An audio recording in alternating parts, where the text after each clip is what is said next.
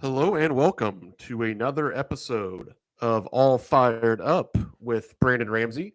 We are here live on the Brandon Ramsey College Basketball Show YouTube channel. Thank you all for tuning in to another episode.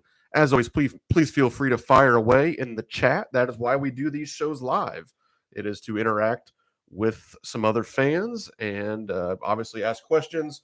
Really anything college basketball related. Certainly right now, a lot of the news surrounds the transfer portal, different coaching searches, all that good stuff. But again, thank you for tuning in to All Fired Up with Brandon Ramsey here on the Brandon Ramsey College Basketball Show YouTube channel. Please make sure you are subscribed if you are not already.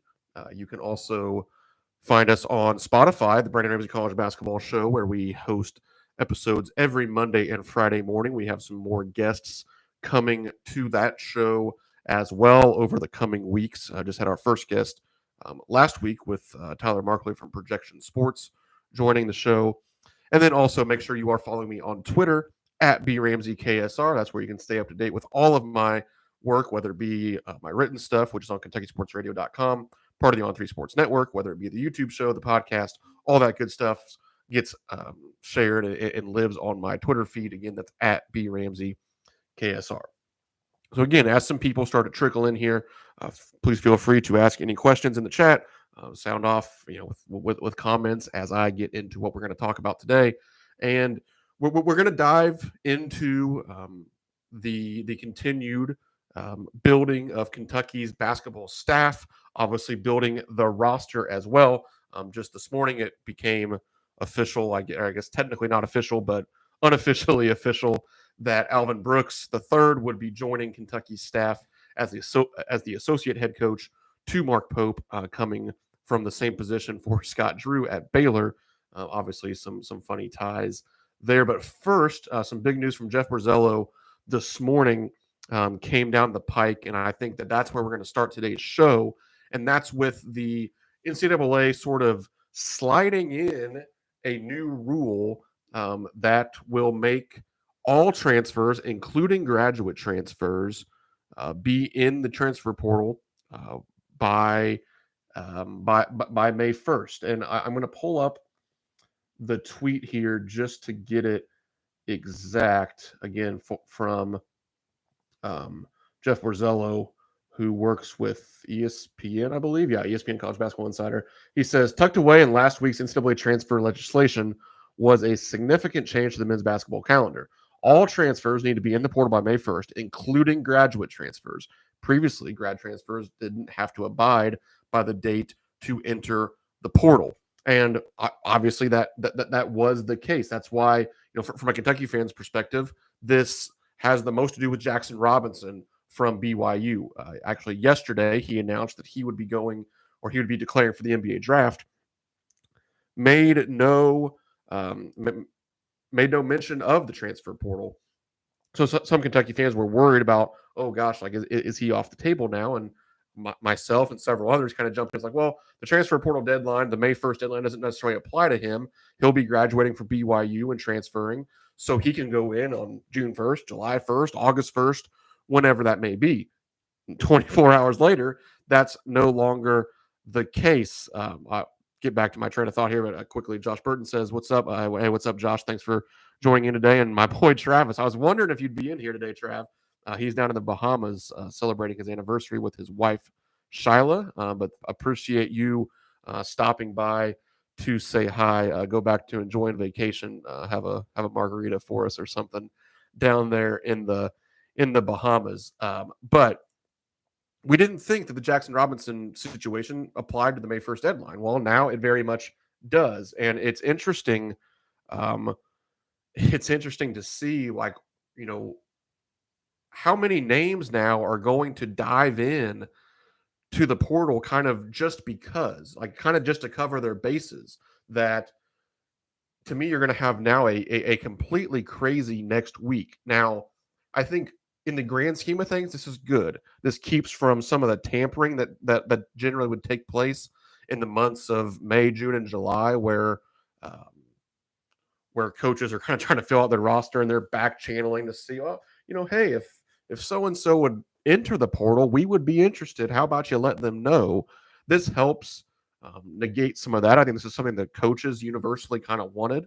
Now, I don't know if coaches wanted it to sort of become official on April 24th, 1 week before the transfer portal deadline hits, because I do think that now, especially grad transfers, are just going to go into the portal again to sort of cover their bases. They're thinking like, well, I didn't really think I only had a week to figure this out, so I can always enter the portal and not do anything. I can just stay where I am.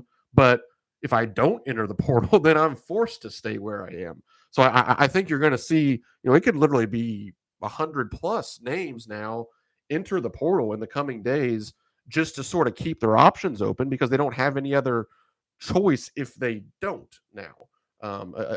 So I think that will be very interesting to see how that plays out. And when Jeff Borzello put that tweet out, I was taken aback, but I just had some conversations with Jack Pilgrim and a few other folks at KSR about the rule on Tuesday, yesterday, because of some of how it pertained to Jackson Robinson. And at the time I was very confident May 1st didn't apply to him.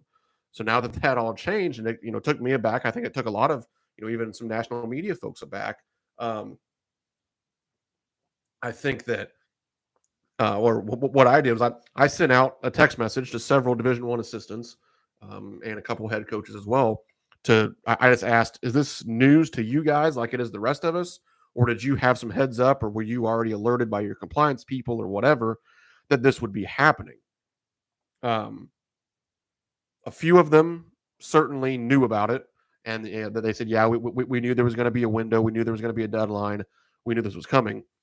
And then there was a couple that certainly didn't know about it, and it was certainly interesting. What one of the guys said in not so many words that this is just a lawsuit away from changing anyway. The NCAA, and that does seem to be true. It's like as soon as the NCAA tries to make a rule as it pertains to the transfer portal or as it pertains to NIL, whatever, that there's just some sort of an injunction filed, and then we're back to square one where these courts seem to just say that the NCAA has no jurisdiction to kind of mandate some of these things because, again, like if you're a math major at Akron and you want to transfer on May 2nd, you can do so, but basketball players can't. So I don't necessarily even have a side of the fence. I don't care what the rule is. To me, I think there probably does need to be some more rules around NIL, around the transfer portal. That's probably a different discussion for a different day. But this certainly does change a lot of things. Now, having grad transfers have to go into the portal by May 1st. Now, there's a couple tidbits here to still get into. You have to be in the portal by May 1st, but you certainly don't have to make a decision really until it's time to enroll in school in mid-August or whatever. But there's a couple other important dates. June 16th at 5 p.m. Eastern time, to be precise. That is the withdrawal deadline for NBA early entrants. So let's use Jackson Robinson as the example. If he were to enter the transfer portal by May 1st, and we'll actually nuance that just a little bit in a second. But if he were to enter the portal by May 1st, then he really has until June 16th to even make a decision on the NBA or not, and then still can play out his options from there once he is in the portal. Now, as it specifically pertains to Jackson Robinson, and again, from a Kentucky fan standpoint, probably a lot of you listening to this standpoint, the May 1st deadline still doesn't actually apply to him perfectly, because in instances of a coaching change, you get 30 days. So I saw a tweet from Kyle Tucker that April 11th was the official day that Mark Pope, I guess, left BYU. He was officially announced as the Kentucky coach on the morning of May 12th. But if we're or April 12th, excuse me. But if we use the date of April 11th as the day that Mark Pope left BYU, that would give Jackson Robinson then until May 11th to make his decision again, because you get 30 days in the instance of a coaching change. So for Jackson Robinson, May 11th is the day that Kentucky fans need to be honed in on it. don't all freak out if May 2nd comes and his name isn't still in the portal. We actually have until May 11th with him. But again, that was the big news this morning that broke. It does change a lot of things, I think, and we're going to see this next week or so now be extra crazy with more and more names going in just because they don't have the time that they maybe thought they had to make an informed decision. They're just going to decide to go in and then see what happens and figure it out later. Let's get to a couple comments here. Josh followed up saying, I can't wait to have you back on the Everything College Basketball show with us again. Yeah, anytime, Josh, and for anybody else that's in here, make sure you go listen to Josh's podcast, the Everything College Basketball Show. Those guys do a great job. I've been on a couple times. Hopefully, I get friend of the program status here soon. But yeah, I certainly enjoy talking hoops with those guys. They do a great job. Eddie says, where do you think Pope will go with the 5th assistant spot? I've heard some say an analytics guy. I'd rather a nerd with a MacBook get the role as a non-coach and a great individual workout guy come in, or Rondo Eulis.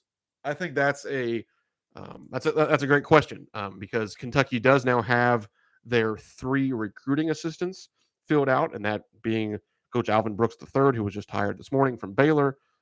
You have Josh Feger. I forget the exact spelling or pronunciation. I'm sorry, Coach, but the trusted assistant from BYU, and then obviously Josh Hart as well, coming from the G League Ignite program. And then it hasn't actually been announced officially. I don't think the Mark Fox hire, but he would be a 4th assistant spot, and then we do still have a 5th, sort of non-recruiting but on court assistant coach. And there's very odd NCAA distinctions with all this. That the assistant spots grew from 3 to 5. There's still only 3 off-campus recruiting assistants. Again, those being the 3 that have already been announced. I would assume that Coach Fox would be one of the other 2 on-court assistants. And then, yes, this 5th spot, I think it could go. I agree with you. I don't think the analytics guy would be one of those. You can kind of have unlimited dudes over there with their MacBook in nerd corner, kind of where I live in terms of video coordinator, director of basketball operations, player development guy. Like you can have 13 of those guys if you're willing to pay them down the end of the bench. I mean, it's kind of the basketball version of how football has, their quality control coaches and all those guys. Like you can have as many of those as you want, really, on the end of your bench. I do think this is a role where you could have a former player, somebody like Tyler Eulis. This would be a role for him. Somebody like John Welch. I know John Welch isn't obviously an option, but maybe Tyler Eulis is. So I could see it being a former player. Nazir Muhammad has been a name that gets floated around some because of what he could maybe bring in terms of kind of a GM, NIL management sort of role. So I do think it'll be somebody with some actual coaching chops. It could be another respected former coach or former head coach, or it could be a player development guru of some kind. But I definitely think it could be somebody with Kentucky ties. That's no inside connection or inside knowledge there, just kind of speculating. Darren asks, do you know which role Mark Fox will be playing on the staff? I've heard anything from defensive coordinator type to an administrative GM role. I would probably lean like I know people have their opinions of Bruiser Flint, but I kind of look at it as somebody in that role. And I think we can kind of get caught up a little, probably too much in the titles. I know everybody's going to have a title, but I would assume that his title is probably going to be more like special assistant to the head coach. So for Office fans, you have the Dwight Schrute kind of assistant to the regional manager. But yeah, I would assume that his title will be something like that. Again, like associate to the head coach or special assistant to the head coach. Essentially, just a trusted mentor to handle some of the basketball side of things. I don't know enough about the intricacies of the staff to know what exactly his role would be, but I would assume it would be very much so game planning, probably some GM stuff. I mean, he's in charge of the NIL at Georgetown. I don't think that would necessarily be his role here, but it is something he could at least lend a hand in. But I think in terms of like his value, this is a guy that obviously has been a long time head coach, that is comfortable in his opinions and somebody that Mark Pope trusts. So you have somebody that is going to sit there and bounce ideas off of each other. Or if Mark Pope is wrapped up in the game, Mark Fox can give him a reminder like, hey, like maybe let's call a timeout here, or hey, so and so has been out of the game for 7 minutes, let's get him back in there, because he's called timeouts in games, he's had to make substitutions, all that kind of stuff. And then especially in the film room, just a guy to give an extra set of eyes. But I think it's just kind of an important, just trusted confidant role more than anything.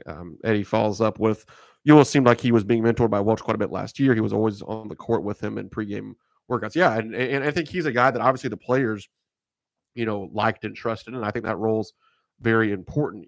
There are other people certainly that can fill those roles, but having a Kentucky guy certainly would be big for the team. So I think, if I were making the decisions, I would try to keep Tyler Ulis around in some capacity. I do think that he seems like a guy that can be a Division I coach someday. I'm not as it's funny as Rajon Rondo is one of my favorite players of all time. I literally, I'm in my upstairs office, and I'm down in my basement. I have a bunch of Rondo stuff. I've got a bunch of bobbleheads just right up here of Rajon Rondo, but I'm not, and he is a basketball savant. Like he's one of the smartest people involved in the game. Like just like how Mark Pope went to medical school, like Rajon Rondo is a legitimate, like borderline genius level IQ person. There's been some recent arrest issues with him. Nothing that's the end of the world, but still just not the greatest look. Also, I hesitate. Like some of these roles involve grinding. Like that's why you give it to a guy like Tyler Ulis, who's 24, or he's probably older than that now, like 26, 27 years old, like trying to make his way in college basketball. I'd rather give it to a guy like that than a guy like Rajon Rondo, who's made $150 million in his career. Not that he wouldn't maybe work hard at it, but it's just harder to imagine. Like if I'm asking somebody to cut up film at 12:30 a.m. on a Tuesday night for tomorrow's game in Starkville, Mississippi, do I have a better chance of getting a hold of Rajon Rondo or Tyler Ulis? If I'm Rob Dillingham and I wake up at 2 a.m. and I want to go shoot, do I have a better chance of getting a hold of Rajon Rondo or Tyler Ulis? That's where I look at some of that stuff. Like I don't, and I made this joke on KS Board, and it's meant to be a little bit of a joke because not everybody's like this, but I think there's probably some truth to it. Like I don't really want my basketball staffers to be independently wealthy. I want them to be hungry and trying to get that next job. Like Rajon Rondo doesn't need the job. He might want the job. He might be interested in the job, but I don't think that he obviously needs the job by any means.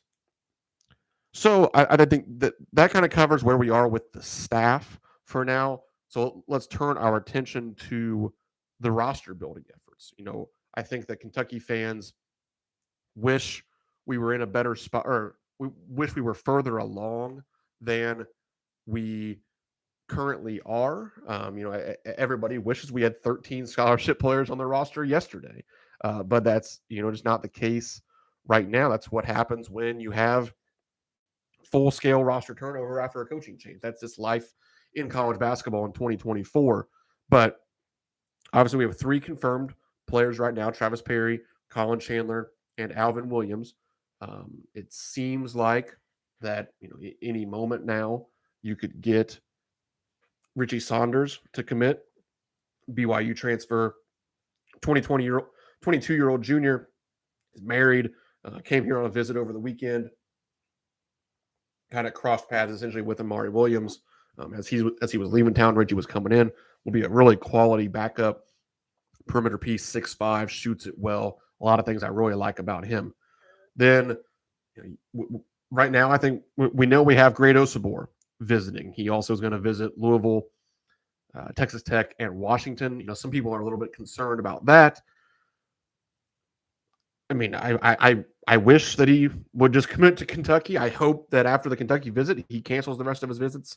I don't necessarily see that happening. You have to remember Danny Sprinkle, his head coach, is now at Washington, and that's the final visit, which goes into May 7th through 9th.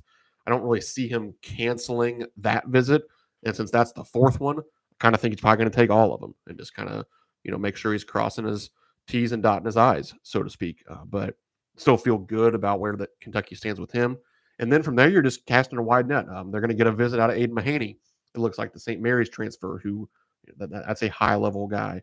Continues to be some smoke around John L. Davis, who that's as high of a level guy as it gets. Very involved with Kobe Bray from Dayton, and he kind of seems to be a kind of an A-list, top of the list guy right now. And he had the blue blood list to beat all blue blood lists of his final five. I think it was Duke, North Carolina, Kentucky, Kansas, and UConn. So certainly will be a heavyweight battle to get him. But I talked about this on a Twitter space with Mark or Me Man Boy. I don't think he likes his true identity to be out there, which is fine. I'll respect that. But I did the Twitter space with him last night, and I talked about how part of the good thing with casting such a wide net and with where things stand in the transfer portal. I mean, I know we all want guys to be locked in. We want to be able to look at the roster and kind of see how this all fits together. But there's so many quality names out there that I'm not overly concerned about the timetable or any one or two guys making a decision here or there, because I think that you can, we could all sit here and get our list of 5 point guard priorities and 5 shooting guard priorities and 5 front court priorities, and we could miss out on the top 2, and number 3 could still essentially be a home run. Like, that's how many quality pieces there are. I mean, just look at the point guard position. Everybody's kind of worried, okay, who's Kentucky's point guard going to be? And I fully understand that. But you look and, I don't really think John L. Davis is a point guard, but he probably could play it in a pinch. Then you have the Devion Smith guy from Utah. You have Aiden Mahaney, obviously, who's visiting. Okay, you miss out on a couple of those names, maybe.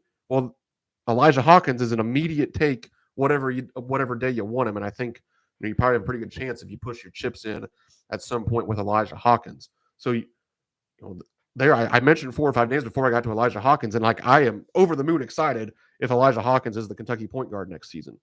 Similarly, in the front court, I think you can you can look at names like Grado Sabor. You can look at names like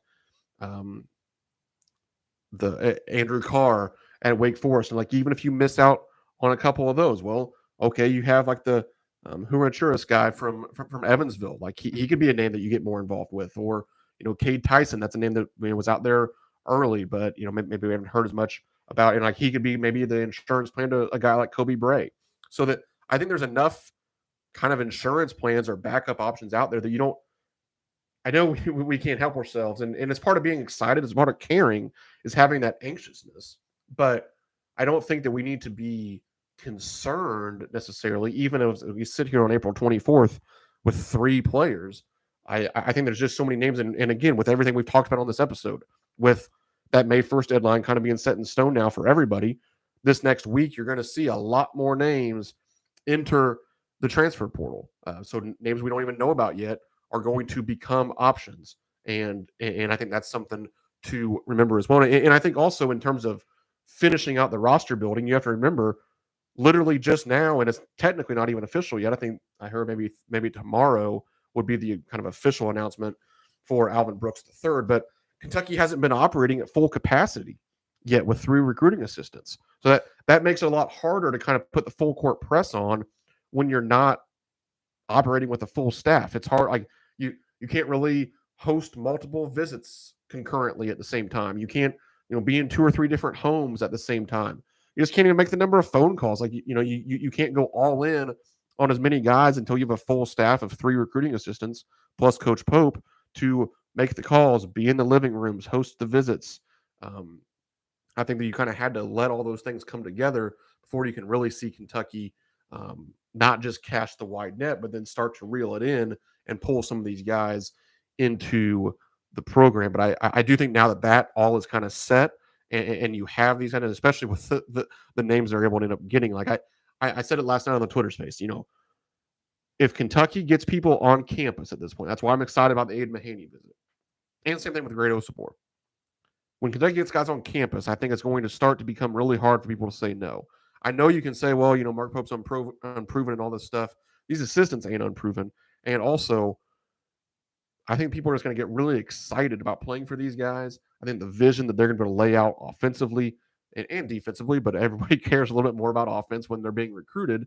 Like, it's going to be fun and they're going to be into it. And I think the infectious personality of these coaches and how smart they are on a whiteboard or watching film, like I think these kids are going to eat it up when they're on campus, and it's going to become really, really hard for people to leave Lexington without being pretty excited about being a Wildcat. So I think that's going to be something to watch. Again, now that we have a full staff, then it's going to help some of these recruiting efforts and maybe speed up the timeline just a little bit.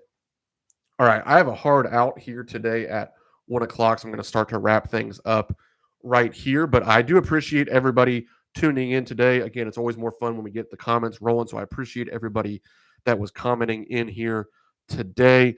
Again, please make sure you are subscribed to the Brandon Ramsey College Basketball Show channel here on YouTube. Like the video, leave a comment if you're watching this in the future, and I'll certainly get back to you. Again, these are every Wednesday at 12:30 p.m. Eastern Time.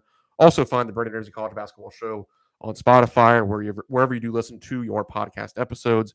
You can catch us there every Monday and Friday. We have some big guests lined up for the coming weeks for that show as well, which is going to be a lot of fun. And then also, you can follow me on Twitter at BRamseyKSR, and you'll catch all of my work, whether it be the written work on KSR, the YouTube show, the podcast, all that's on Twitter at BRamseyKSR. So thank you all for tuning in today live on your Wednesday afternoon. Hope you have a great rest of your week, and we will see you all next week. Have a good one.